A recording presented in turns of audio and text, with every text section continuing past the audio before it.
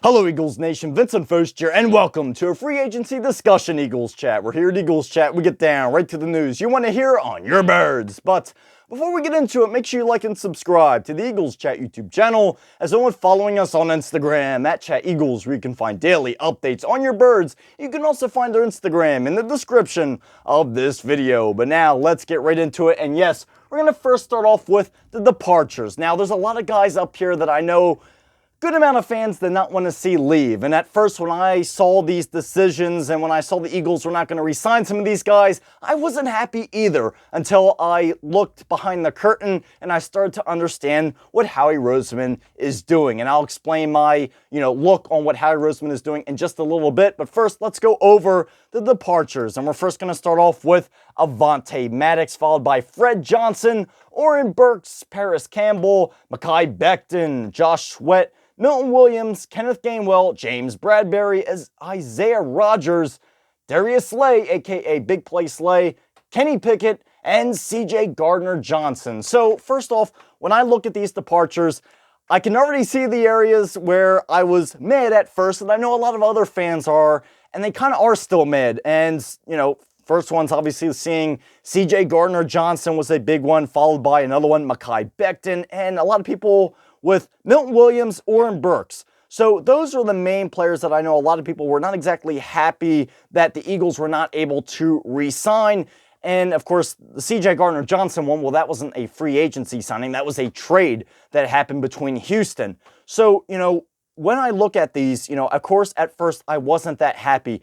But then at the same time, I started to understand what Howie Roseman was trying to do and the things he was trying to pull off. Now, you look back, and I'll use this as an example. You look back at the first time the Eagles won the Super Bowl in 2017-18. You look at that season. They made it, they won the Super Bowl, but what happened after that? Howie Roseman signed, in my opinion, too many of the same players that were on the roster in the previous year. And you look at the decline that team had. They won the Super Bowl. The next year after that, they barely beat the Chicago Bears and went on and lost against the New Orleans Saints, where again, of course, that drop pass happened with Alshon Jeffrey. And in my opinion, if they beat the Saints, they probably would have won that Super Bowl. But again, I don't want to get too ahead of myself. But to stay on point, right?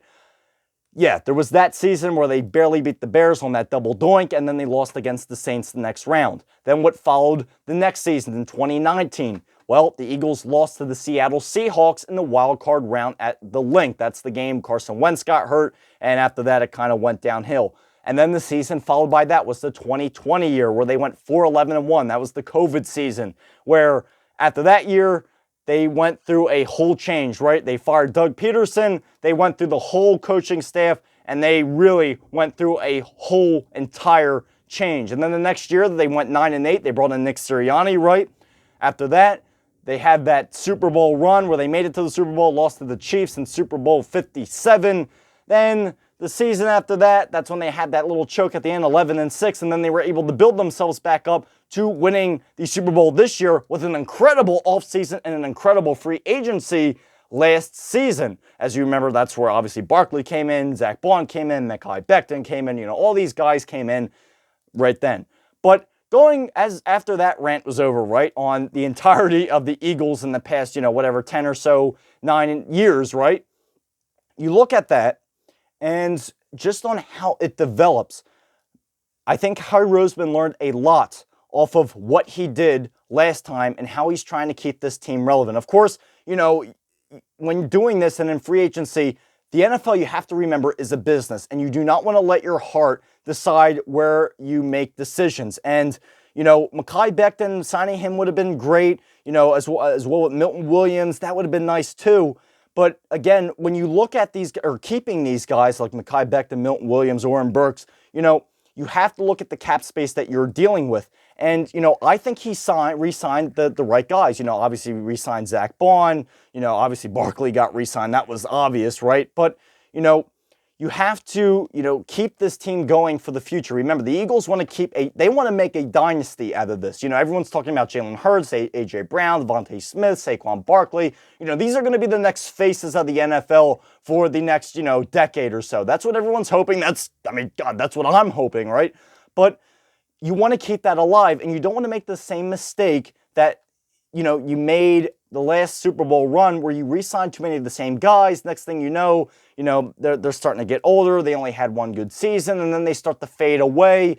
And next thing you know, you're starting to run out of money, and you don't really have the right guys there because no one wants those guys, and then you can't make trades, and then it turns into a whole mess. And when looking at, what the Eagles have to deal with, and really how good this free agency was, I'm grading this free agency as a B+, by the way, and you can call me crazy all you want. That's your opinion.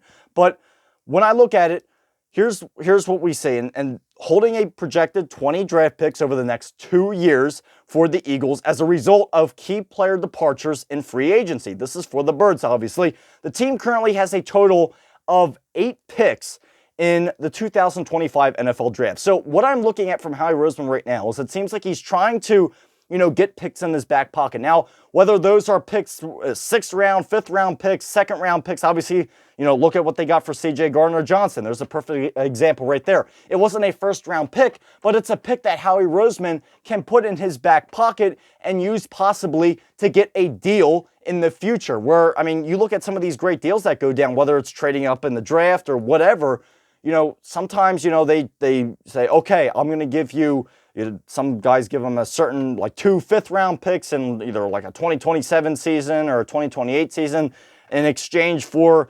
whatever, a 1st or a 2nd rounder, or they give up, a couple of 4ths or a couple of 3rd-round picks, so, or even a couple of 2nd-round picks, which is something that I've seen the Eagles do before to, either to finalize a trade or as well just trading up in the draft. So what I see from Howie Roseman, I see him reeling in picks to put in his back pocket. Now, don't get me wrong, a lot of these picks he's going to use, and of course there are 2nd rounders that, they have 2nd round picks, and not every good player comes out of the 1st round, right? So obviously that's where the majority of them come from, but there are still guys that, are pretty good that you can get in the 2nd, 3rd rounds, right? So these are picks where he can either use or he can use to trade up and get something good for. So what I see from Howie Roseman is I see him being able to get picks to help keep this team alive in the future, and knowing how this Eagles front office works and how they are known to fleece certain teams and get what they want out of things, I have a feeling Roseman is going to use these picks, put them in the back of his pocket, and use them for future deals to either have the Eagles move up in the draft position, in a certain round of the draft, or possibly, using them during a certain season, again, where the trade deadline happens.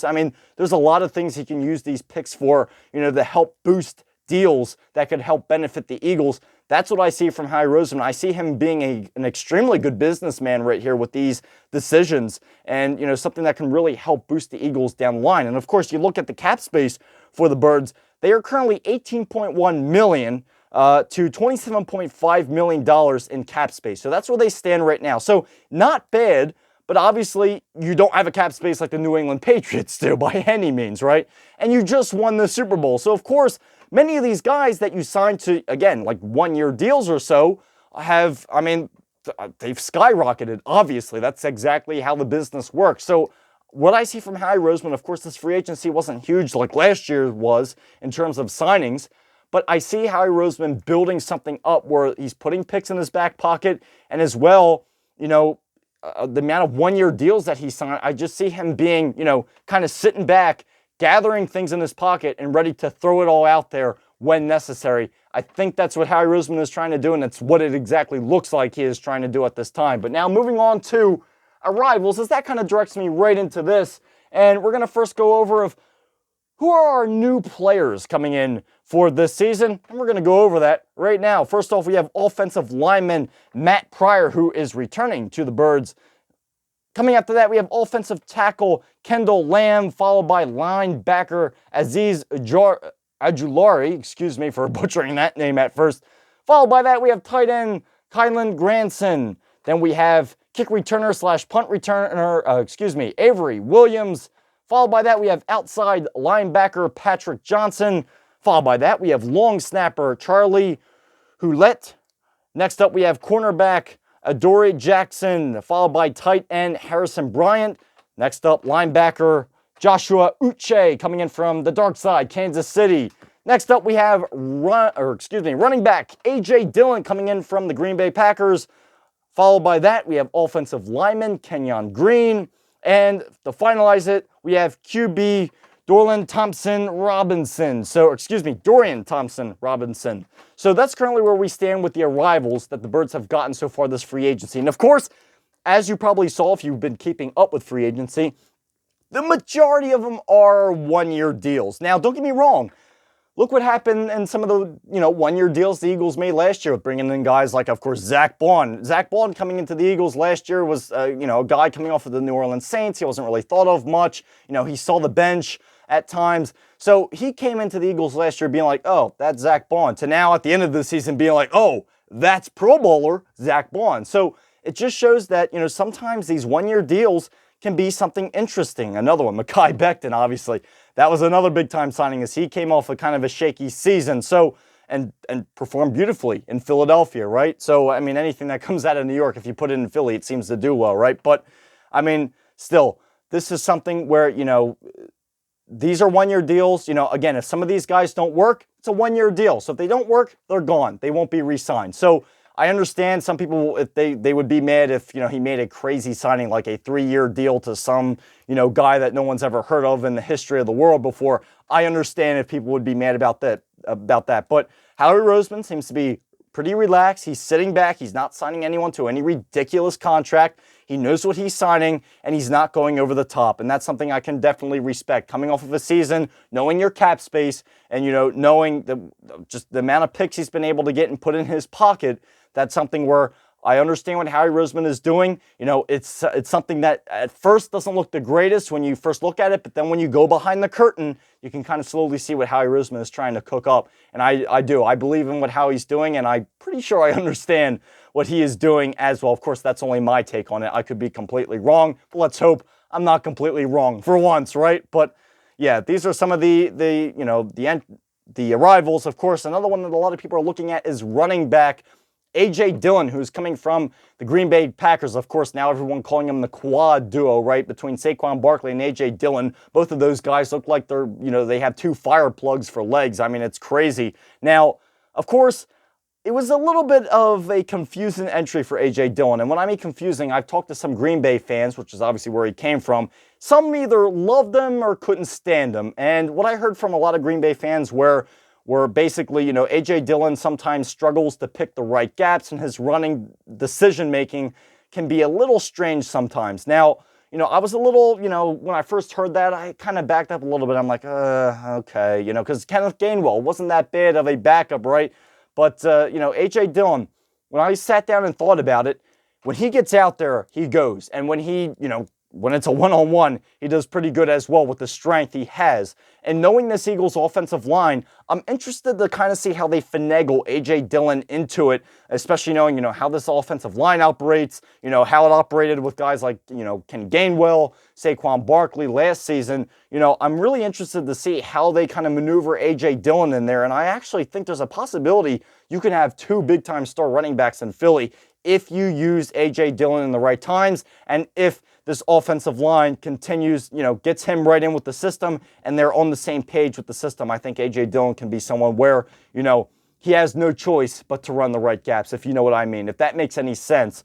But we'll just have to see what happens. So again, those are your arrivals for the Eagles free agency. So nothing crazy, but again, nothing too out of the box in terms of signings that I can go off and completely rant about. So that is your arrivals. And now we're going to move on to the unrestricted free agents. So of course, there are some guys still just floating out there. And we're going to start off with first tackle Le'Raven Clark, followed by wide receiver, a fan favorite, Britton Covey.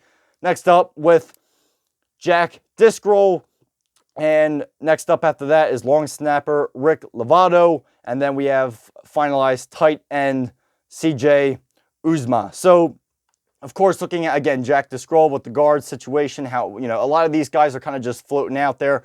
Rick Lovato is probably not going to come back. He was, they already sent out kind of a farewell post on all of the Eagles social media. So, he's kind of still just floating out there. But, I mean, when you look at this right now, of course, Britton Covey, a lot of people want to see him return. But again, this is exactly what I mean is being in this business and being in the GM position, you can't let your heart, decide where you go in terms of signing guys. And as much as I would love to see Britton Covey continue to be an Eagle, I mean, right now, is that really the best decision? That's something that you're going to have to look up down the line. But right now, of course, free agency is not over. The main part of it is over because remember, folks, it goes until July, right? But, these are the guys that are still kind of floating out there. Of course, like I said, I'm not expecting Lovato to be re-signed. I'm pretty sure they're not even going to re-sign him. He had a pretty good career as well.